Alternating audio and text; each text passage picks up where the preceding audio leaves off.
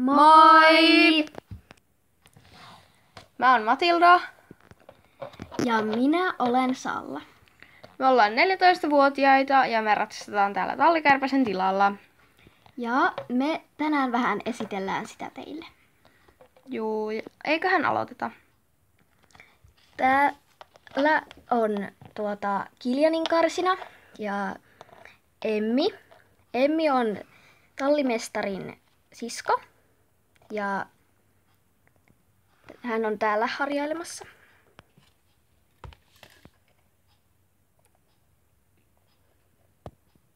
Moi! Toi meni vähän perseerän toi kohta. Tässä on tällainen meidän tallin uusi poni Rolle. Ja tässä vieressä karsinassa on Roosa harjailemassa pojua. Tässä ovat Pulla, Alisa ja tallikoirat Muffi ja Muffinsi. Täällä on tämmönen tarha ja tässä on mun pikkusisko Mira ja tässä on Jessica. Moi! Tuolla on mun hyvä ystävä Kiira ja hänen hevosensa Lolaa. Ja sitten tuossa on Salla-hevonen Pähkinä. No. Tässä on Essi ja hän on tässä pesemässä luishevosta. Tuossa on tallikissa Ginger. Ja tuossa on tallikissa Miili. Jatketaanpa sitten yksityistalliin. Tässä on minun hevoseni Pähkinän karsina ja sillä on tuolla heinäverkko. Sitten täällä on Lumin karsina, se on tallin isoin hevonen. Täällä yksityistallissa on pesupaikka. Ja sitten tässä on Marianne ja hänen kilpahevosensa Kingi ja Blackhew. Tuossa on tallin omistaja Anne. Hän on siivoilemassa yksäritallia. Täällä on Jenni ja Emma.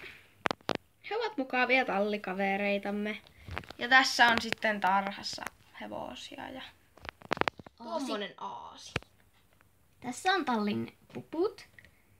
Harmaa on tuolla perällä. Ja tuossa on kiuski. Nyt päästään sitten yksityiskautta tuntitalliin ja täällä on Starlight ja sen omistaja Inka. Päivää!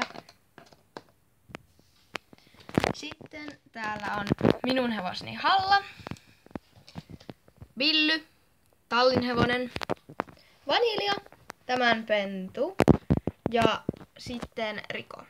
Riko on siellä laittelemassa Saaga. Tässä on meidän estekalustoa. Sofia on tässä hänen hevosensa Sir Lancelotin eli Lassin tai Lansen kanssa valmennuksessa.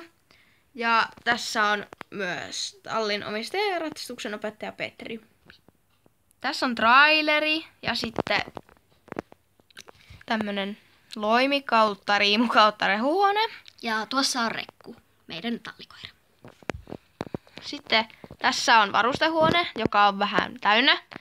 Mutta sitten siellä on tollaiset kärryt ja ponivaljaat. Tää on sitten tuntitalli. Täällä on Poppy. Ja tämä on Sumi. Ja sitten täällä on Venus. Ja sitten tässä on Klaara, tallimestari laittelemassa usvatarta.